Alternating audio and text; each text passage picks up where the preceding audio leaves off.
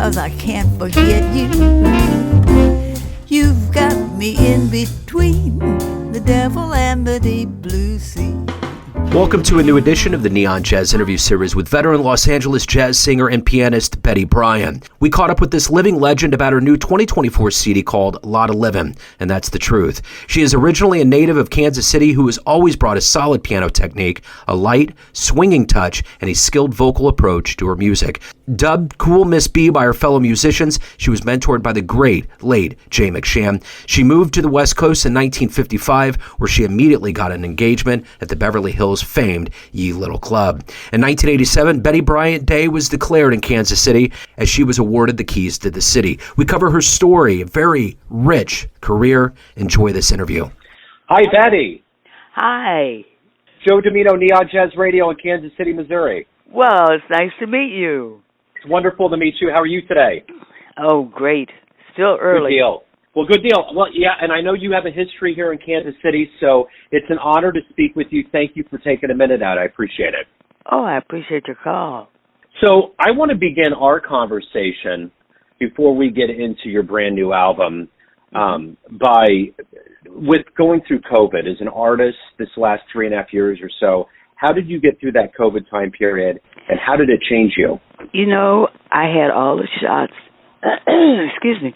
And I haven't had so much as a cold since all of that started. So personally, you know, I'm lucked out.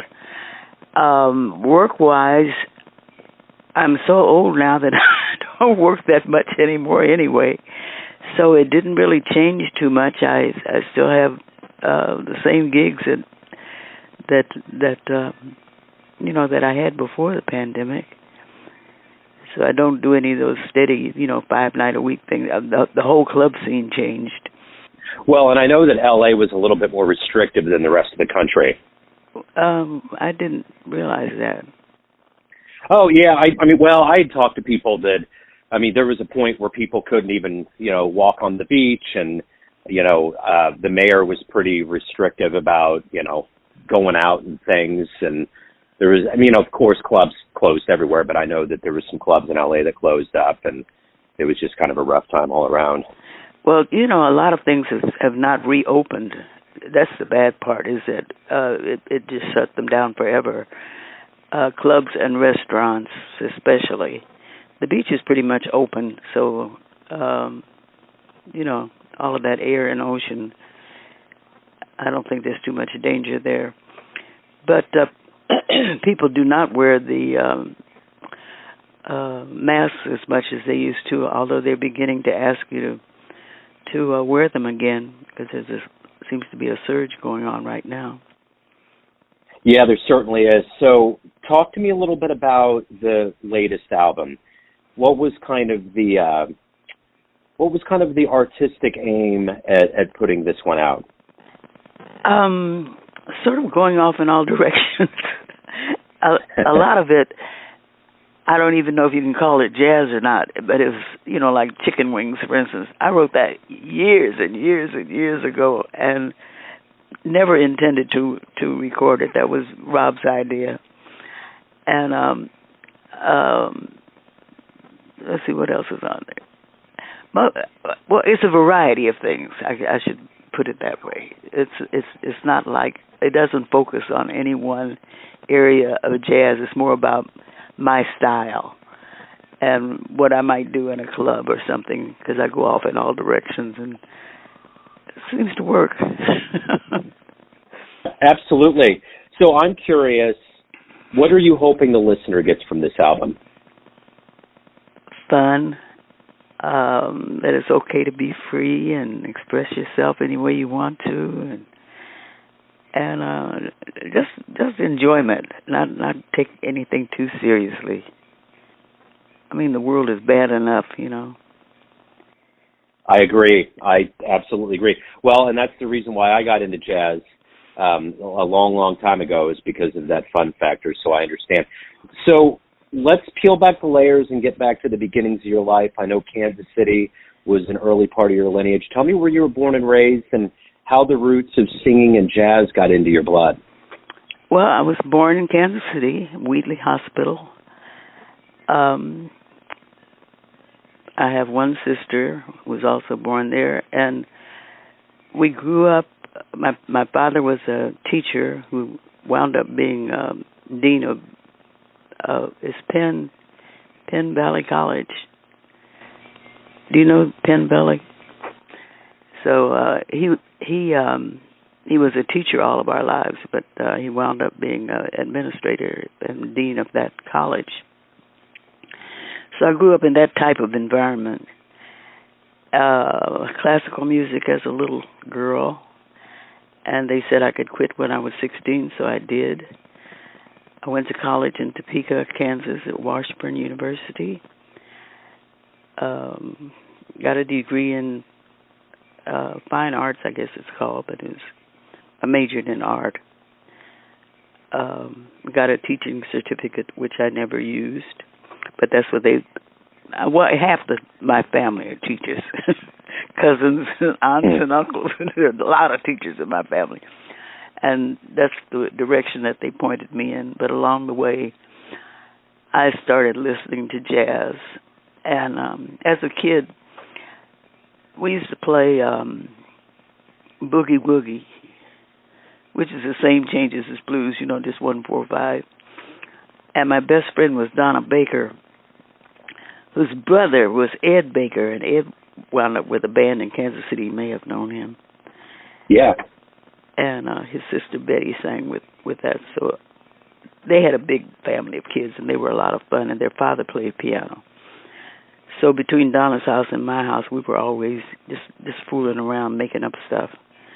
And that's how it started. I was just making up stuff. And then I don't even remember how I met Jay McShann, but somehow or another I met him, and he was my idol. I just adored Jay and the way he played. And he sort of took me under his wing, and he was playing at a place called Johnny's, I think. It was out on Troost. And I would stop by there after I got off from my gig, and he would let me play the piano there on his gig with his band, and that was just heaven for me after having played a night of being a single and answering requests and people singing Irish songs and stuff, So that was sort of how I got started, and those were among the few, first jazz musicians that I met. Do you remember the first live jazz show that you saw in Kansas City, or any early live jazz shows? No. In those days, everything was still segregated. So the black jazz thing was strong on 18th and also on 12th Street. The Orchid Room was on 12th Street. And I played at the Jockey Club for a little while on 12th and Paseo, which was right down the street from the Orchid Room. And those were like two major clubs. Never played on 18th Street, although there were a few places down there. But there was music all over the place in Kansas City at that time. Yeah. When they desegregated, it was we lost all of that. Everything. Everybody wanted to go to the now desegregated downtown places, and all of the black clubs just sort of closed down. And all of this was about the same time that I left Kansas City, mid-50s. Yeah. So I was there from 1929 until the mid-50s. Do you remember your first gig? How it all began? First club, first scenario? Yeah. It was a place called Millie's on 12th and Forest, I think. Maybe Tracy, Forest, somewhere over in there. Sure. And there was a guy named Earl Grant who was very popular, and Earl played there.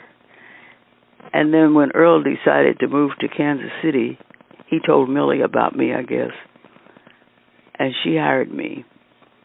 And I was sort of a novelty because of this thing with all of these teachers in my family, and everybody was just sort of curious as to how I could do it. There was a very, very distinct line about being a jazz musician and being a teacher's daughter. And it worked. I mean, people would come to see me out of curiosity, I think, just to see what I would do. But that was my first gig in Kansas City. And then the same thing happened to me when I came out here to L.A. Earl had been out here and was working at a place in Beverly Hills, and he got me in working on his night off. So that was how he was really instrumental in getting me started both places. So you got the nickname Cool Miss B. How did that come about? That's Rob's idea. When we did our first CD, when I did my first CD, and I really thought it was going to be my only CD, it was, I think, 1998. It might have been earlier, but the reason I'm saying this is because we remastered it, and I don't know whether they put the second date on or the first date on the remastering, because it had a different level. If you played it with a whole bunch of other records, when you play mine, it wouldn't match, the ones that preceded it. So it had to be redone. Anyway, Rob named me Cool Miss B back then, and that was 1998 or 97, around then. And he wrote a little blues tune that's on that first CD called Cool Miss B. So it just sort of stuck. And you also have a day that was declared in your name in 87 in Kansas City. You got the keys of the city. What was that like? That was wonderful. I went back there to do a benefit for Niles Home. It had been an orphanage when I was a little girl. And then I think it became like a home for abused situations. So abused women or people that abuse their children or something like that. And anyway, I went back there to do a benefit to raise money for that place. I don't even know if it's still there or not. And Eddie Baker was the one that presented all of those awards to me. And I don't know whether Niles Home arranged it or whether Eddie Baker arranged it or who did, but I got the keys to the city and, proclamations from the mayor and all of those things. It was really neat. Yeah. What did you like the best about? I know things have changed a lot, just on the landscape of music and otherwise. But when you were in Kansas City, what did you like the best about Kansas City? I have a favorite statue there that I keep going back to that nobody seems to remember. But there's a statue called the Scout. Do you know it? Absolutely. I love it.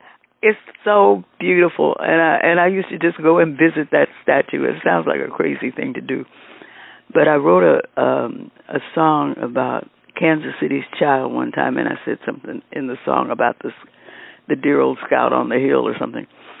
And when I went back there and played it, nobody knew what I was talking about. And I'm like, what? When I was a kid, there was a field trip. Everybody went to see the Scout. It just didn't seem fair that he should be forgotten. I hope he's still there.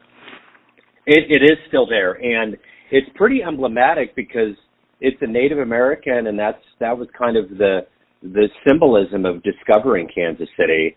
And I actually do myself go there on a semi-regular basis. And one of the best times that I ever did was about, I think, 2015. I went up there for New Year's, and wow. I watched all the fireworks go off around the city right by it. Oh, my goodness. Oh, it was so much fun. Wonderful. Yes. Yeah. It was magnanimous, for sure. But I took art classes at the Nelson Art Gallery, and they contacted me not too long ago, maybe 2 years ago, because I don't know what they were doing. They're just constructing a history. And I had taken classes as a child, and it was one of the few non-segregated places that you could go. And somehow or another, my cousin and I got into an art class there on Saturdays. and they just wanted to know what I remembered. They weren't interested in me as a musician. It was very funny because I thought they were calling to talk to me as a person, and they really wanted to talk to me about the Nelson Art Gallery. Well, they don't call it Art Gallery anymore. They call it something else. The Nelson, whatever it is now. But anyway, that was interesting, and one of my fondest memories. That was I think I was maybe around 12 years old when I was doing that. So what brought you to L.A.? What made you leave Kansas City and make L.A. home? I really needed to leave Kansas City. I have to be me. Main reason, I married somebody who lived out here and who was from Kansas. He was from Kansas City, Kansas, actually. But I can't say that he's the reason I moved. It was more because I needed to be myself. And it worked. Yeah. So did you instantly click with LA? Did it feel like home? Was it? How has LA treated you? I started working when I got here and have worked ever since. They had a rule at the union that you had to live here for 3 months before you could be a union member, even though I was a transfer member from Kansas City, which at that time had 2 unions. And I thought I would just automatically transfer, and they said no, that when you transfer or when you move to L.A., you're taking jobs away from L.A. musicians, so you have to live here for 3 months to prove you're going to stay. They didn't say those words, but that was basically what it was about. So that's what happened. I put in my 3 months, and at that time there was a red feather. I don't know what, there's nothing like that anymore, but it was a huge operation that people donated to, and then the red feather would distribute it among all the different, like cancer, heart, all the different organizations that need money. I got a job with them in their secretarial pool because along the way I had become an extra special secretary. While I was in Topeka, I worked at Menninger's, which was a biggie, and I was a very good typist. So I stayed there for the 3 months, but while I was there, I worked at this place in Beverly Hills because I reasoned with them that I was only working on Saturday night. Their reasoning was, you're working every Saturday night in the same place, so that's like a regular job.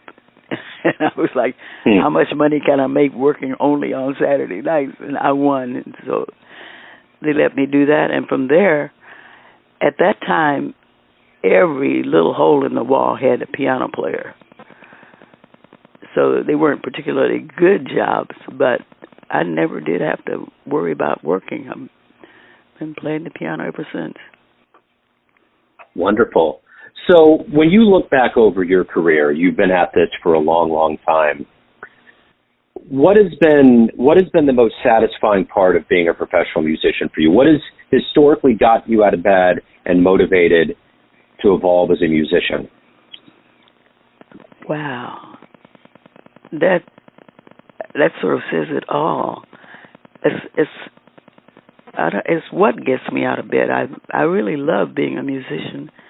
I always have new words working around in my head, and the piano is right here if I want to play it, or if I don't have to. And I don't know. It's just sort of part of me. I can't imagine not being a musician. Yeah. Yeah. It's hard to answer. Yeah. No. I think that's a great answer. And I'm curious too. You've seen so many things change in the world of jazz. What change has happened over the years that has been the most welcome, or that you've seen has been one of the most positive ones for the world of jazz? Okay, I'm sort of stuck in an that's not the right word. I focus more on the jazz that I was brought up with, which is somewhere between blues and bebop and whatever they called Stan Kenton's era. The new cool jazz, I don't understand a lot of times. I steer clear of a lot of the newer, far out stuff. I don't even understand it. And I've heard some young people do some things that are really far out musically, and I can admire them, but as far as I'm concerned, they don't really swing. I like swing. I like to be able to snap my fingers. I like to be able to move to the music. I don't want to have to work at concentrating on what did they do. It's like I like to feel the music within me, and I think that that's what my type of jazz does. Yeah, absolutely. So let me ask you this: if you had a dream tonight, you ran into that version of you right before you left Kansas City, the young version of you, and you could give that young version a piece of advice based on the life you've lived so far, the wisdom you've gained. What advice would you give your young self? It's a funny question. Okay, let's see. What advice would I give myself? I sort of have done everything I wanted to do. I haven't always gone by the rules. And, okay, keep an open mind and listen. So, why do you love jazz? Why? I can't say. There is a why. Jazz is a feeling. Jazz is a part of you. It's like, why do I breathe? So, let me ask you this. Everyone has a perception of you. After all of these years, everybody sees you in a certain light. Family, friends, fans. But you have always been in control. It's always been you leading the way. What's your perception of you? Who do you think you are? I'm very happy with who I am. I'm happy with myself as a person. I'm strong-minded. I don't necessarily follow rules. I never have. Be good. I'm a good person. I'm not mean. I don't have any mean thoughts. That's to me, that's the best part of me, is that I am not mean and I don't get angry. There was a time when I did, but I don't get angry anymore, and I don't fuss with people, and I walk away from situations that are bad. I don't know. I'm a pretty happy person considering the world.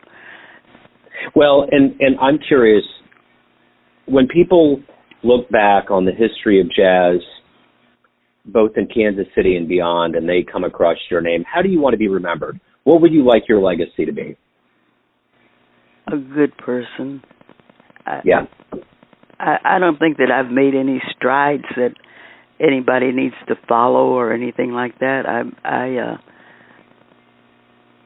I've had really good idols in my life and people that I looked up to musically, and I don't think that I've ever been in a position to lead the way.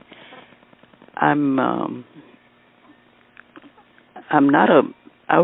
exactly a follower. I'm not like that. I don't know that anybody would want to follow me. That's really hard to think about yourself in that kind of a position. Yeah. But I think I didn't think I'd live to be this old to begin with. Yeah. And now that I found out that when you reach 100, you can get your picture on a Smucker's jelly jar, I've decided that I have to live to be 100. There you go. So I that's it. So that's my goal now, is to be on a jelly jar.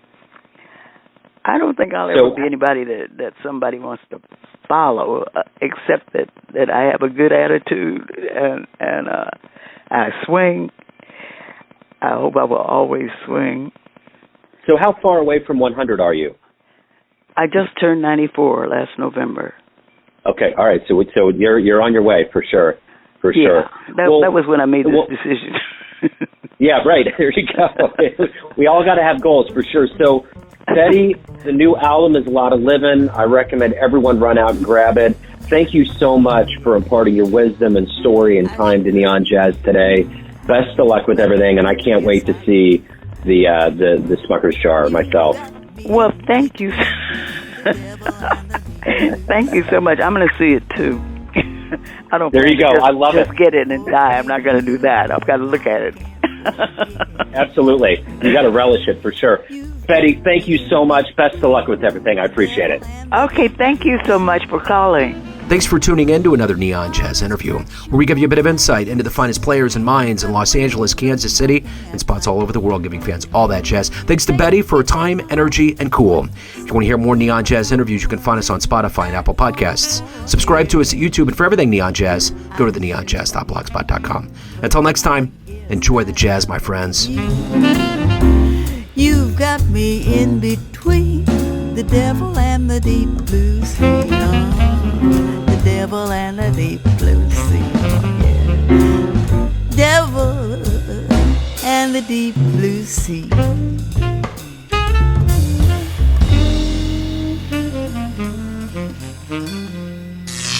Neon Jazz.